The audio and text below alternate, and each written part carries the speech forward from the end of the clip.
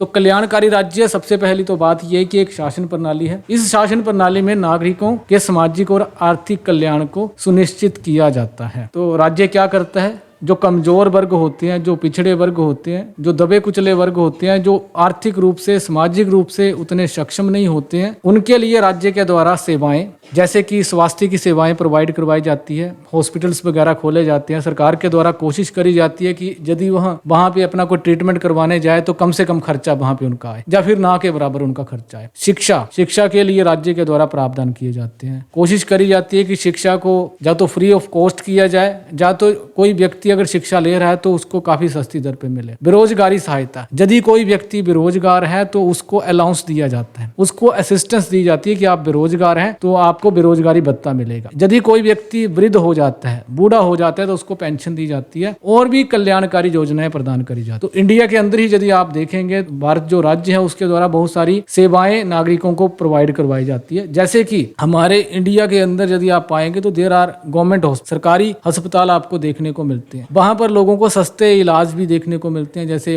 Primary health centre होता है, वहां से लेकर बड़े हॉस्पिटल तक। तो प्राइमरी हेल्थ सेंटर जो आपके नियर बाई ही है, यदि आपको छोटी मोटी बीमारी है तो वहां पर आप अपना ट्रीटमेंट करवाते हो और आपको सस्ती से सस्ती दवाई देने का प्रयास किया जाता है। और सरकार के द्वारा कोशिश करी जाती है कि आपकी बीमारी फ्री ऑफ कॉस्ट ही ठीक हो जाए। जैसे कि आप अपने दांत का इलाज करवाने के लिए रूट कनाल ट्रीटमेंट यदि बाहर से करवाते हैं तो हजारों का खर्चा आएगा, परंतु वही ट्रीटमेंट तुम सरकारी हॉस्पिटल से करवाते हो तो उसका खर्चा काफी कम आता है। अब फॉर एग्जाम्पल यदि आपको कोई रिपोर्ट किसी प्राइवेट क्लिनिक से लेनी है तो वहां पर खर्चा ज्यादा आएगा। यदि आप पीजीआई में जाएंगे तो वहां पर काफी सस्ती दर पे आपके जो टेस्ट हैं वो हो जाते हैं। तो लोग पीजीआई में क्यों जाते हैं, वहां पे सस्ता इलाज उनको पड़ता है। टांडा में क्यों जाते हैं, क्योंकि सरकारी है, वहां पर लोगों को सस्ता इलाज मिलता है। तो इस पॉइंट से हम कह सकते हैं कि भारतीय राज्य के द्वारा भी कल्याणकारी सेवाएं प्रोवाइड करवाई जाती है। अब शिक्षा की बात कर लेते हैं। जैसे कि हिंदुस्तान के अंदर प्राइवेट इंस्टीट्यूट्स भी हैं और गवर्नमेंट इंस्टीट्यूट्स भी है। प्राइवेट इंस्टीट्यूट्स में जो शिक्षा है वो महंगी है, परंतु यदि आप गवर्नमेंट इंस्टीट्यूट में देखेंगे तो वहां पर सस्ती शिक्षा है। जैसे फॉर एग्जांपल आप कॉलेज का ही एग्जांपल ले लो कि यदि आपने किसी प्राइवेट इंस्टीट्यूट से ग्रेजुएशन करनी है तो वहां पर आपका काफी खर्चा आएगा। एट द सेम टाइम यदि तुमने सरकारी किसी इंस्टीट्यूट में करनी है तो तुम्हारा खर्चा कम आएगा। इंडिया के अंदर शिक्षा की भी कोशिश करी गई है कि उसको सस्ते से सस्ती दर पे लोगों को प्रोवाइड करवाया जाए। हालांकि जब नागरिकों को बिल्कुल ही फ्री ऑफ कॉस्ट शिक्षा प्रोवाइड करवाई जाएगी तो इसका मतलब हम समझते हैं कि वहां पर कल्याण के कार्य बड़े लेवल पे हो रहे हैं। परंतु जब उसका जो रूप है वो मिला जुला होगा, साथ में प्राइवेट इंस्टीट्यूट भी एग्जिस्ट कर रहे हैं, गवर्नमेंट इंस्टीट्यूट भी एग्जिस्ट कर रहे हैं, तो उस केस में हम कह सकते हैं कि कल्याणकारी राज्य के द्वारा कुछ सुविधाएं शिक्षा के क्षेत्र में प्रोवाइड करवाई जा रही है। जैसे कि अनुच्छेद 21 से भारत के संविधान का वर्णन करता है कि हर बच्चे को 6 से 14 साल तक राज्य के द्वारा free of cost education provide करवाई जाएगी। इसके बाद जो बाकी हायर इंस्टीट्यूट्स हैं उसमें भी व्यक्ति को कोशिश करी जाएगी कि राज्य के द्वारा सस्ती एजुकेशन उसको मिले। जैसे अगर आप प्राइवेट इंस्टीट्यूट में यदि एमए करते हो तो वहां पर महंगी पड़ेगी। आपके नियर बाई अर्नी यूनिवर्सिटी खुली है, यदि वहां पे आप एमए करने जाते हो तो वहां पर आपको 1.5 या 2 लाख के करीब खर्चा लग जाता है। यदि at the same time Himachal के किसी इंस्टीट्यूट से करते हो, आईसीडीओल से करते हो तो सस्ती पड़ेगी, क्योंकि सरकार के द्वारा करवाई जा रही है ना वो। तो यदि आप देहरी जैसे किसी कॉलेज में एडमिशन लेते हो तो वहां पर आपको ये सस्ती पड़ेगी। हो सकता है कि 4-5 हज़ार में आपकी, जब 6-7 हज़ार में आपकी पूरी ग्रेजुएशन हो जाए। ये जो इंडियन गवर्नमेंट के द्वारा जो एजुकेशन को सस्ता किया गया है, इसको भी आप कल्याणकारी राज्य की श्रेणी में रख सकते हैं। अच्छा, कल्याणकारी राज्य में एक और विशेषता आती है, वो ये है कि वृद्धावस्था पेंशन, जो हमारे स्टेट में भी आप देखते होंगे, हिमाचल के अंदर 60 ईयर्स पार करने के बाद, 70 ईयर पार करने के बाद बूढ़ी अवस्था में व्यक्तियों को पेंशन मिलती है। इसको भी आप कल्याणकारी राज्य की एक विशेषता के रूप में समझ सकते हैं। जनता कल्याणकारी राज्य का उद्देश्य समाज में समानता, न्याय और नागरिकों की बुनियादी आवश्यकताओं को पूरा करना हो। तो क्या पॉइंट देख रहे हैं हम, समाज में समानता, न्याय और नागरिकों की बुनियादी आवश्यकताएं। तो बुनियादी आवश्यकता है रोटी कपड़ा मकान। समानता कैसे आएगी कि जब कोई व्यक्ति पूर्ण रूप से गरीब नहीं होगा। 2 प्रकार की समानता होती है, एक सापेक्ष समानता होती है एंड एक निरपेक्ष होती है। असमानता भी 2 प्रकार की होती है, सापेक्ष एंड निरपेक्ष। सापेक्ष का मतलब होता है जब हम किसी को जोड़ के देखते हैं अपने साथ। जैसे कि आपका जो मकान है वो 1 मंजिला है और आपके पड़ोसी का 4 मंजिला मकान है, तो आप उसके कंपैरिजन में खुद को कह रहे हैं कि मैं गरीब हूं, उसको क्या बोलेंगे, सापेक्ष असमानता। क्यों? क्योंकि आपने ये जाना कि वो जो व्यक्ति है उसके पास 4 मंजिला मकान है, मेरे पास जब 4 मंजिला मकान होगा तभी मैं एक समान बन पाऊंगा। समानता कौन सी? निरपेक्ष समानता। निरपेक्ष समानता ये बोलती है कि पड़ोसी के पास 4 मंजिला हो, 10 मंजिला हो, 50 मंजिला हो, कोई फर्क नहीं पड़ता, परंतु मेरे पास एटलीस्ट रोटी कपड़ा मकान जैसी सुविधाएं होनी चाहिए। रोटी मिल जाए 2 वक्त की, कपड़ा मिल जाए, और मकान मेरे पास है, एटलीस्ट ऐसा हो कि इनफ स्पेस जिसमें हो। तो उसी समानता की बात करी गई है। कल्याणकारी राज्य का उद्देश्य समाज में समानता, मुख्य रूप से निरपेक्ष समानता लाने का प्रयास किया जाता है, और हो सके तो राज्य के द्वारा कभी कभार सापेक्ष समानता लाने का भी प्रयास किया जाता है। तो फिर हम उसको कहेंगे कि वहां पर जो कल्याणकारी जो काम होते हैं वो बड़े स्तर पे होते हैं। समाज के अंदर न्याय लाना, जस्टिस जिसको हम बोलते हैं। अब जस्टिस को भी आप समानता के साथ जोड़ के देख सकते हैं कि यदि समाज में किसी एक व्यक्ति के पास जरूरत से ज्यादा संपत्ति हो जाती है, जरूरत से ज्यादा सुविधाएं हो जाती हैं, तो बाकी जो समाज के वर्ग हैं वो अपने आप को पिछड़ा हुआ समझना शुरू कर देते हैं। द मोमेंट दे फील कि दे आर ओप्रेस्ड, जब उनको लगता है कि वह दबे हुए हैं, पिछड़े हुए हैं, तो उनके अंदर ये फीलिंग आती है कि उनके साथ अन्याय हो रहा है। तो इसी अन्याय की भावना के कारण समाज के अंदर क्रांतियां भी होती है, ऐसा अरिस्टोटल ने कहा है। अरस्तु जिनको राजनीतिक विज्ञान का पिता कहा जाता है, उनके द्वारा भी कहा गया है कि जिस समाज के अंदर असमानता ज़्यादा बढ़ जाती है, वहाँ के लोग अपने आप को एक्सप्लॉइटेड फील करते हैं, ये मानते हैं कि उनके साथ अन्याय हो रहा है, और फिर वह राज्य के खिलाफ क्रांति कर देते हैं या सरकार के खिलाफ क्रांति कर देते हैं। तो कल्याणकारी राज्य का उद्देश्य समानता, न्याय और नागरिकों की बुनियादी आवश्यकताओं को पूरा करना हो, ताकि हर व्यक्ति को जीवन के बेहतर अवसर मिल सके। यह विचारधारा समाज के कमजोर और वंचित वर्गों के प्रति अधिक संवेदनशील होती है और उनके जीवन स्तर को सुधारने का प्रयास करती है। तो ये वाली जो आइडियोलॉजी है, ये मानती है कि समाज के जो कमजोर वर्ग हैं, वंचित वर्ग हैं, उनके कल्याण को सुनिश्चित करना है। उनका कल्याण कैसे होगा? समाज का कोई वंचित वर्ग है जो स्कूल में जाने के लिए कैपेबल नहीं है, तो सरकार के द्वारा उसको फ्री में शिक्षा प्रोवाइड करवाई जाएगी, उसको स्वास्थ्य प्रोवाइड करवाया जाएगा, क्योंकि समाज का वही जो दबा कुचला वर्ग है उसके पास पैसे नहीं होंगे हॉस्पिटल में जाने के लिए, तो सरकार बोलेगी कि हम फ्री ऑफ कॉस्ट आपका इलाज करेंगे। फ्री ऑफ कॉस्ट करेंगे जब कोशिश करेंगे कि आपका जो खर्चा है वो कम से कम आए। इसलिए आप टांडा जैसे हॉस्पिटल में जाते हो तो वहाँ की जो रिपोर्ट्स होंगी वो कंपैरेटिवली सस्ती होंगी। प्राइवेट हॉस्पिटल में जाएंगे तो वहाँ पर ज़्यादा खर्चा आपका आएगा। किसी महिला की अगर डिलीवरी किसी प्राइवेट हॉस्पिटल में होती है, जिसको हम अक्सर देखते हैं, वहाँ पर कमर्शियलाइजेशन भी हमें देखने को मिलता है, और वहाँ पर जो खर्चा आता है वो ज़्यादा आता है। जैसे नॉर्मल अगर किसी महिला की डिलीवरी किसी प्राइवेट हॉस्पिटल में होती है तो हो सकता है कि 20 से 25 हज़ार खर्चा आ जाए, और अब नॉर्मल होती है, ऑपरेशन से होती है, कट करके करनी पड़ती है, तो खर्चा 40 हज़ार भी जा सकता है, 50 हज़ार भी जा सकता है, 60 हज़ार भी जा सकता है। एट द सेम टाइम यदि तुम सरकारी हॉस्पिटल में जाते हो तो वहां पर हो सकता है कि 2-3 हज़ार में ही काम हो जाए। तो इससे हमें क्या देखने को मिल रहा है कि सरकार के द्वारा लोगों को सेवाएं प्रोवाइड करवाई जाती हैं। सेवाएं कौन सी हैं? स्वास्थ्य की सेवा और शिक्षा की सेवा। शिक्षा फ्री ऑफ कॉस्ट या फिर सस्ती से सस्ती प्रोवाइड करवाने का प्रयास, स्वास्थ्य को भी सस्ते से सस्ता प्रोवाइड करवाने का प्रयास किया जाता है। देन बेरोजगारी, यदि कोई व्यक्ति अपने आप को बेरोजगार फील करता है तो उसको भी बेरोजगारी भत्ता सरकार के द्वारा दिया जाता है। अब बेरोजगार को आप वंचित बोल सकते हैं, वंचित बोल सकते हैं हम कि बेरोजगार व्यक्ति जो है वह कुछ कारणों से व्यक्ति बेरोजगार होता है। हो सकता है कि उस व्यक्ति की उतनी स्किल ना हो, उसको पढ़ने का उतना अवसर ना मिला हो, तो उसके कारण वो बेरोजगार रह जाता है, और फिर वो अपने आप को दूसरे लोगों की अपेक्षा वंचित समझना शुरू कर देते हैं। लोग भी उसको बेचारे की दृष्टि से देखना शुरू कर देते हैं। इसका एग्जाम्पल हमें हिटलर के समय देखने को मिलता है कि जब वहाँ के लोग हिटलर के समय, अब आपने पाया होगा कि 1929 में, 1929 में और 1930 में एक आर्थिक महामंदी दुनिया के अंदर आई थी। ये आर्थिक महामंदी क्यों आई थी? क्योंकि फर्स्ट वर्ल्ड वॉर के दौरान जो यूरोप के अंदर जो देश लड़ रहे थे उनकी अर्थव्यवस्थाएं बुरी तरीके से प्रभावित हुई थी, और उससे पहले उनकी अर्थव्यवस्थाएं आपस में जुड़ रही थी ड्यू टू लिबरलिज्म,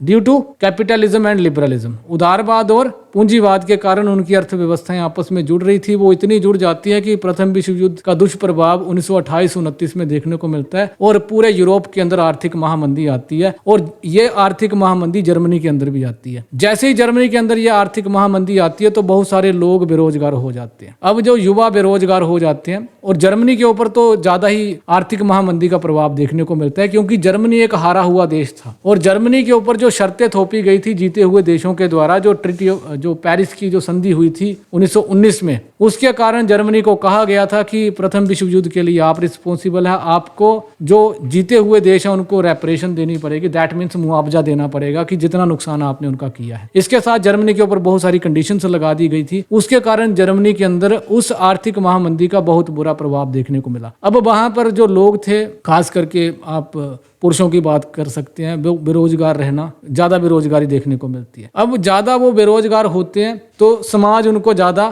ताने मारता है, ठीक है, समाज उसको सही दृष्टि से नहीं देखता, हर व्यक्ति उसको यही कहता है कि तू बेरोजगार है। अब उसके फैमिली के मेंबर भी उसको इसी तरीके से देखेंगे। इनफैक्ट हमारी सोसाइटी के अंदर भी यदि कोई रिश्ता किसी लड़की को आता है, अरेंज मैरिज की पर्टिकुलरली मैं बात कर रहा हूँ, कोई रिश्ता आएगा तो बोला जाएगा कि लड़का बेरोजगार है। तो आप बताओ कि कौन माता पिता होंगे कि मैं अपनी बेटी की शादी अभी कर देता हूँ 2 मिनट में, पंडित को भी बुलाने की जरूरत नहीं, अभी ले जाओ। बोलेगा कोई ऐसा? नहीं बोलेगा। तो बेरोजगारी की स्थिति ऐसी होती है कि उसके अपने घर वाले भी उसको ताने मारते हैं, सोसाइटी के लोग भी ताने मारते हैं, और जो जिनके साथ रिलेशनशिप्स इस्टेब्लिश होने वाले होते हैं वह भी ताने मारते हैं। और बेरोजगारी और इस बुरी स्थिति में सबसे पहले जो भागने वाले लोग होते हैं वो वही होते हैं जो उसके नियर एंड डियर होते हैं, क्योंकि बेरोजगार व्यक्ति के पास, कंगाल व्यक्ति के पास कौन रुकना चाहेगा। ऐसी स्थिति हमें जर्मनी के अंदर देखने को मिली। और ये जो लोग थे, ये जो युवा ब्लड था, ये काफी अपने आप को वंचित महसूस कर रहा था। अब हिटलर कैसे पैदा हुआ? अब हिटलर कैसे, आपको क्या लगता है कि हिटलर ने लोगों के साथ, लोगों के पास आया, हिटलर ने बोला कि चलो मेरे साथ जुड़ो, मैं तुम्हें बताऊंगा कि जर्मनी को कैसे महान बनाया जा सकता है। तो जर्मनी के अंदर डेमोक्रेसी कुछ लेवल तक एग्जिस्ट कर रही थी। वो पूरी की पूरी डेमोक्रेसी कब खत्म हो जाती है, कब लोकतंत्र खत्म हो जाता है, जैसे हिटलर आता है। अब हिटलर पैदा होने का मतलब ये नहीं है कि हिटलर की अपनी कैरेक्टरिस्टिक्स थी तो हिटलर पैदा हो गया। समाज के लोगों की दबी हुई कुंठाएं थी, दबी हुई इच्छाएं थी। और दबी हुई इच्छाएं क्या थी? युवाओं की, कि उनको हर जगह से ताने पड़ रहे हैं। हिटलर ने बोला कि ये वर्दी पहनो, तुम मेरे देश के रक्षक हो, तुम क्या हो? नेशनलिस्ट हो, राष्ट्रवादी हो, तुम्हें जर्मनी को महान बनाने का काम करना है, भगवान ने तुम्हें इस महान काम के लिए यहाँ पे भेजा है। जैसे हिटलर ने उनको वर्दी पहनाई, जिनको ताने पड़ रहे थे, समाज में जगह जगह पे उनको बुरे बर्ताव से देखा जा रहा था, निचले दृष्टिकोण से देखा जा रहा था, हिटलर ने जैसे उनको वर्दी पहनाई तो उनको लगा कि इसने हमारे प्राइड को बूस्ट किया है, इसने हमारी प्राइड को, हमारे गर्व को और ज्यादा बूस्ट किया है। तो फिर उनको समाज में सही दृष्टि से देखा जाने लगा और फिर वो हिटलर के साथ जुड़ जाते हैं। बेरोजगारी की स्थिति भी एक ऐसी स्थिति होती है जिसमें व्यक्ति अपने आप को वंचित महसूस कर सकता है। तो राज्य के द्वारा बेरोजगारी की स्थिति में भी व्यक्ति को बेरोजगारी सहायता दी जाती है। जब राज्य के द्वारा ये बेरोजगारी सहायता दी जाएगी तो व्यक्ति अपने आप को वंचित महसूस नहीं करेगा कि व्यक्ति के पास रोटी कपड़ा मकान भी नहीं है वो बेरोजगार, समाज में ताने पड़ रहे हैं, रिश्तेदार ताने मार रहे हैं, और खुद भी व्यक्ति ने अपने आप को हे दृष्टि से देखना शुरू कर दिया। तो जब अपने आप को ही इतने निचले दृष्टिकोण से, निचली स्थिति में देखना शुरू कर दिया तो व्यक्ति का जो प्राइड है वो काफी नीचे चला जाता है। और जब व्यक्ति का वो प्राइड नीचे चला जाता है तो शायद कोई फ्यूचर में व्यक्ति आएगा जो उसको एक्सप्लॉइट कर सकता है, जैसे कि हिटलर ने उन बेरोजगार लोगों के अंदर की दबी हुई कुंठाओं को एक्सप्लॉइट किया। तो फॉर एग्जाम्पल, यदि आपको कोई व्यक्ति क्यों पसंद आएगा, या फिर आप किसी कंटेंट को देखना बड़ा पसंद कर रहे हैं, वो उस कंटेंट को आप क्यों देखना पसंद करोगे? जरूर वो आपकी दबी हुई कुंठाओं को उजागर कर रहा होगा। हम सभी के अंदर कुछ ना कुछ दबी हुई इच्छाएं होती हैं। हर इंसान के अंदर वो दबी हुई इच्छाएं होती हैं जिनको वो पूरी कर लेना चाहता है। बेशक 4 लोगों के बीच स्टंट मारने के चक्कर में आप कह दो कि नहीं, मेरी कोई दबी हुई इच्छा नहीं है, सब कुछ मोह माया है। अब पैसा तो होता ही कुछ नहीं है, सब कुछ मोह माया है। और रास्ते में चले हुए पैसों का अटैची तुम्हें मिल जाए तो तुम पागल हो जाओ, ठीक है। वैसे बोलेंगे कि नहीं, मोह माया है सब, पैसों मैं तो परवाह नहीं मारती हूँ पैसों की। सोने की मैं परवाह नहीं मारती हूँ, सोने का शौक नहीं है मुझे। सोना वो नहीं जो सोने वाला है, सोना पहनने वाला, सोने का तो मुझे बिल्कुल भी शौक नहीं। और अभी कोई सोने का हार तुम्हारे सामने रख दे तो तुम पागल हो जाओगे। तो इसका मतलब ये है कि तुम्हारे अंदर की दबी हुई वो कुंठा है, दबी हुई वो इच्छा है जिसको तुमने जानबूझ के लोगों को दिखाने के लिए दबा लिया है, और जब उसको उजागर होने का मौका मिलेगा तो तुम भी वो अवसर नहीं छोड़ोगे। तो हिटलर ने उन्हीं लोगों की वो जो दबी हुई इच्छा थी, जिसमें उनको हे दृष्टि से देखा जा रहा था, निचले दृष्टिकोण से देखा जा रहा था, जैसे ही उसने उनकी वो वाली कुंठा को पूरा कर दिया, उस दबी हुई इच्छा को पूरा कर दिया, तो उन्हीं लोगों ने हिटलर को परमात्मा मानना शुरू कर दिया। और जब उन्होंने हिटलर को परमात्मा माना तो परमात्मा ने जो बोल दिया वो उनको करना पड़ा। हिटलर ने बोला कि अब हमें पूरी दुनिया के ऊपर राज करना है। तो हिटलर ऐसे ही पैदा नहीं हो जाता, उसके लिए बेरोजगारी भी लगती है। तो बेरोजगारी में राज्य के द्वारा सहायता दी जाती है। देन वृद्धावस्था पेंशन। अब ये जो वृद्ध लोग होते हैं ये भी वंचित लोग ही हैं, क्योंकि जितनी एनर्जी एक युवा में है उतनी एक वृद्ध में नहीं है। आपको लगता है कि एक बूढ़े व्यक्ति में काफी एनर्जी होती है? नहीं होती है, उसकी एनर्जी तो खत्म हो गई होती है। तो जैसे जैसे व्यक्ति बूढ़ा होता जाता है उसके काम करने की पोटेंशियल जो है वो कम होती जाती है। तो उसको वृद्धावस्था पेंशन दी जाती है। क्यों दी जाती है? ताकि वह जब उस स्थिति में पहुंच जाएगा, जब वह काम करने की स्थिति में नहीं है, तो वो वंचित हो जाएगा। और यदि राज्य के द्वारा इस वर्ग को छोड़ दिया जाएगा तो शायद उनके साथ अन्याय होगा। तो इसलिए राज्य के द्वारा उनको वृद्धावस्था पेंशन दी जाती है। अब दुनिया भर के अंदर एक चर्चा का विषय ये है कि भारत की जो पॉपुलेशन है आज के टाइम में youngest population of the world मानी जाती है। तो चीन की भी पॉपुलेशन इस एक समय पे युवा पॉपुलेशन मानी जाती थी, परंतु आज के समय में चीन की जो पॉपुलेशन है वो बूढ़ी भी तो हो रही है, तो एक बड़े स्तर पे लोग बूढ़े हो जाएंगे। अब आप हिंदुस्तान की इस पॉपुलेशन को समझिए कि आज ये पॉपुलेशन जवान है, आज से 50 साल बाद ये लोग बूढ़े हो जाएंगे। हमारा ही एग्जाम्पल ले लीजिए, 50 साल बाद हम लोग भी बूढ़े हो जाएंगे, ठीक है। तो बड़े स्तर पे लोग बूढ़े हो जाएंगे। तो जब वो बड़ी पॉपुलेशन वृद्ध हो जाएगी तो शायद उनकी जो पोटेंशियल होगी काम करने की वो उतनी नहीं रहेगी जितनी एक युवा की होती है। तो इसलिए कल्याणकारी राज्य में ये सुनिश्चित किया जाता है कि जब कोई व्यक्ति वृद्ध हो जाएगा तो उसको पेंशन दी जाएगी। तो और भी बहुत प्रकार की कल्याणकारी योजनाएं राज्य के द्वारा प्रदान करी जाती है। जैसे एक ब्रेड विनर शब्द आता है। ब्रेड विनर का मतलब ये होता है कि किसी फैमिली के अंदर कोई एकमात्र व्यक्ति कमाने वाला है, उसके कमाई के ऊपर सारा परिवार चल रहा है। यदि उसकी डेथ हो जाती है तो उस केस में क्या किया जाता है? उस केस में भी राज्य के द्वारा पेंशन वगैरह प्रोवाइड करवाई जाती है। तो राज्य के द्वारा कोशिश करी जाती है कि उस व्यक्ति को नौकरी मिल जाए, उसके किसी फैमिली के मेंबर को, या फिर उसको पेंशन दी जाए। तो आज के टाइम में आपने विडो जो पेंशन मिलती है उसको आप उस श्रेणी में रख सकते हैं, ठीक है। ब्रेड विनर का मतलब एकमात्र जो व्यक्ति घर के अंदर जो काम करता है। तो भारत में भी कल्याणकारी राज्य की अवधारणा संविधान में दी गई है। इसका उल्लेख संविधान के नीति निर्देशक तत्वों directive principles of state policy में मिलता है, जिनके अनुसार राज्य का कर्तव्य है कि वह नागरिकों को सामाजिक और आर्थिक न्याय प्रदान करे ताकि देश में सभी नागरिकों का जीवन स्तर सुधर सके। अब इंडिया के अंदर जो कल्याणकारी राज्य की जो सुविधाएं हैं वह राज्य के द्वारा प्रोवाइड करवाई जाती है, परंतु हमारे संविधान के भाग 4 में नीति निर्देशक तत्वों का जिक्र किया गया है, जिनको directive principles of state policy हम कहते हैं, जिसका जिक्र अनुच्छेद 36 से लेकर 51 तक किया गया है। तो जब भारतीय संविधान में मौलिक अधिकारों को लागू किया जा रहा था तो ये वाला हिस्सा भी मौलिक अधिकारों में रखा गया था, ठीक है। अनुच्छेद 12 से शुरू होते हैं मौलिक अधिकार और अनुच्छेद 35 तक जाते हैं। भाग 3 में इसका जिक्र है, परंतु वैसे यदि हम बात करें तो अनुच्छेद 14 से लेकर 32 तक है। तो अनुच्छेद 36 से लेकर 51 तक भी वैसे मौलिक अधिकार ही होने थे, परंतु जब हमारा देश आजाद हुआ तो उस समय रिसोर्सेज की कमी थी, पैसों की कमी थी, बहुत सारे लोग बेरोजगार थे, पैसों की कमी थी, गुलाम 200-250 साल तक रहे थे, उतनी आर्थिक स्थिति हमारी ठीक नहीं थी। तो संविधान निर्माताओं ने बोला कि ये जो 36 से लेकर 51 तक जो मौलिक अधिकार हमने जोड़े हैं इसके लिए बहुत सारे पैसों की जरूरत होगी, और पैसा तो हमारे पास है ही नहीं। तो उन्होंने बोला कि इसको हम directive principles of state policy में रख देते हैं। डायरेक्टिव का मतलब क्या होता है? दिशा देना। प्रिंसिपल का मतलब है सिद्धांत। एंड ऑफ स्टेट पॉलिसी क्या है? कि राज्य के द्वारा नीति बनाने के लिए हम कुछ निर्देश देंगे। निर्देश का मतलब क्या होता है? कि हम सिर्फ निर्देश दे रहे हैं, हम उनको बाइंडिंग नहीं बना रहे, कि कंपलसरी नहीं है कि राज्य के द्वारा दिए ही जाएंगे। कल को फ्यूचर में यदि राज्य के पास रिसोर्सेज आ जाएंगे, इंडिया के पास उतने रिसोर्सेज आ जाएंगे, तो राज्य के द्वारा वैसी नीतियां बनाई जा सकती है। तो समय बीतने के साथ जैसे जैसे हमारे जो स्टेट है उसमें उसके पास जैसे जैसे रिसोर्सेज आते हैं वैसे वैसे उसके प्रावधान किए जाते हैं। जैसे कि राइट टू एजुकेशन का प्रावधान अनुच्छेद 21A के तहत जो किया गया है, 6 से 14 साल तक के बच्चों के लिए शिक्षा का प्रावधान राज्य के द्वारा फ्री ऑफ कॉस्ट किया जाएगा। इससे पहले इसका जिक्र राज्य नीति के निर्देशक सिद्धांतों में था, जिसको हटाकर